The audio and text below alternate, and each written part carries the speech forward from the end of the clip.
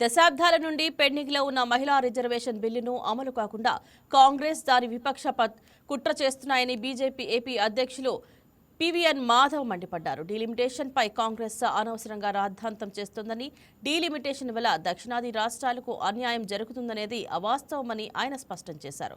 మహిళలకు 33% రిజర్వేషన్లు దక్కే వరకు ఎన్డీఏ పోరాడుతుందని తెలిపారు. ప్రతిష్టాత్మకమైన మహిళా బిల్లు చారిత్రాత్మక నేపథ్యంలో రావాల్సిన ఈ యొక్క బిల్లుని కాంగ్రెస్ ఇండి కూటమి దాన్ని విఫలం చేశాం అనే ఒక సంబరాలు చేసుకుంటున్న తీరు ఏదైతే ఉందో అత్యంత దారుణం.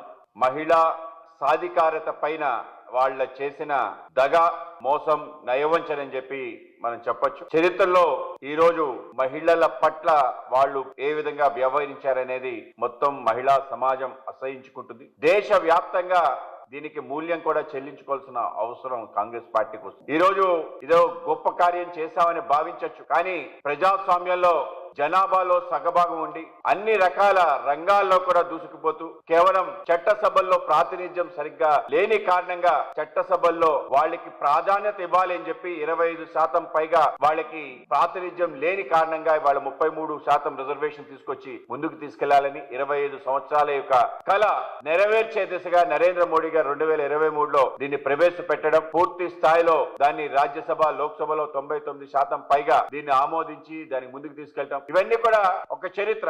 అయితే ఆ బిల్లులో ఏదైతే జనగణన అలాగే ఈ యొక్క నియోజకవర్గాల పునర్విభజన ఈ రెండు అయిన తర్వాతే ఇది అమలు అవుతుందని ఏదైతే ఒక అంశం ఉందో దానిపైన సవరణ చెయ్యాలి అని చెప్పి 131 సవరణ చేయాలని చెప్పి నిర్ణయించి ముందుకెళ్తే ఈ రోజు ఆ యొక్క సవరణతో పాటు ఏదైతే డీలిమిటేషన్ ఉందో డీలిమిటేషన్ కూడా చేయటం ద్వారా సంఖ్య పెరుగుతుంది. ఇవాళ 1/3% తీసుకురావాలి అంటే తప్పనిసరిగా వాళ్ళకి సీట్లు పెంచాల్సిన అవసరం ఉంటుంది. మహిళలకి సీట్లు ఎక్కడి నుంచి వస్తాయి కనుక ఆ మేరకు సీట్లు పెంచే అవకాశం ఉంది. కాబట్టి దేశవ్యాప్తంగా ఒకే రకమైన సీట్లు పెంపకాన్ని అమలు చేయాలని చెప్పి ఏ అంశాలైతే దక్షిణాది రాష్ట్రాలు నష్టపోతాయని చెప్పి ఒక అబద్ధపు ప్రచారం, ఒక మోసపూరిత ప్రచారం కాంగ్రెస్ నేపథ్యంలో జరిగిందో, ఉత్తరం దక్షిణం అని చెప్పి మధ్యలో ఒక అంతరం తీసుకొచ్చే ప్రయత్నం స్టాలిన్ నేతృత్వంలో జరిగిందో దానికి పూర్తి స్థాయిలో సమాధానం చెప్పే విధంగా ప్రోరేటా బేసిస్ లో ఎంత శాతం అయితే ప్రస్తుత సభలో రాష్ట్రాలకి వాటా ఉందో దాన్నే కొనసాగించే విధంగా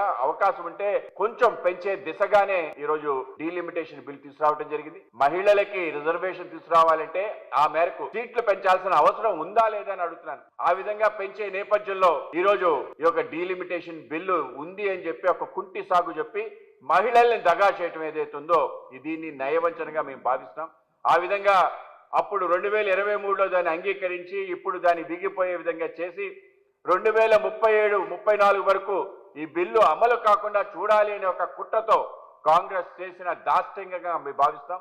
కాంగ్రెస్ దీనికి భారీ మూల్యం చెల్లించుకోవాల్సి వస్తుంది. ఇవాళ సోనియా గాంధీ సమాధానం చెప్పాలి, ప్రియాంక గాంధీ సమాధానం చెప్పాలి, మమతా బెనర్జీ సమాధానం చెప్పాలి. మహిళా లోకం కూడా దీన్ని చూస్తూ ఊరుకోదని చెప్పి గట్టిగా హెచ్చరిస్తున్నాం. రాష్ట్ర వ్యాప్తంగా, దేశ వ్యాప్తంగా కాంగ్రెస్ చేసిన ఈ యొక్క కుటిలమైన కుట్రకి వ్యతిరేకంగా పెద్ద ఎత్తున ఆందోళన చేయబోతున్నాం. వాళ్ళ నిజ స్వరూపం ఇవాళ బహిర్గతమైంది. ప్రజలందరికీ కూడా తెలిసే విధంగా పెద్ద ఎత్తున పార్టీ ఆధ్వర్యంలో మా యొక్క ఎన్డీఏ ప్రభుత్వం యొక్క ఆధ్వర్యంలో అనేక చోట్ల కార్యక్రమాలు చేయడం జరుగుతుంది. తప్పనిసరిగా మహిళలకి ఏదైతే బిల్లు ఉందో అది తీసుకొచ్చేంత వరకు నిరంతర పోరాటం చేస్తామని చెప్పి తెలియజేస్తున్నాను. ఇది కాంగ్రెస్ మొదటిసారి కాదు. ఇది 1996లో హెచ్డి దేవగౌడ ఆధ్వర్యంలో ఈ యొక్క బిల్లు అమలు చేస్తున్న నేపథ్యంలో ఆ రోజు ఆ ప్రభుత్వాన్ని వాళ్ళు కిందకి దింపిన వరకు ఊరుకోలేదు. తర్వాత గుజరాత్ ప్రభుత్వం వచ్చినా కూడా దాన్ని అమలు చేయాలని అనుకోలేదు. తర్వాత అటల్ బిహారీ వాజ్పేయి గారి నేతృత్వంలో 98, 99, 2001, 2002లో ఈ బిల్లు 4 సార్లు తీసుకొస్తే ప్రతిసారి ఈ బిల్లు వీగిపోయేటట్టు 2/3 మెజార్టీ రాకుండా అడ్డుకున్నది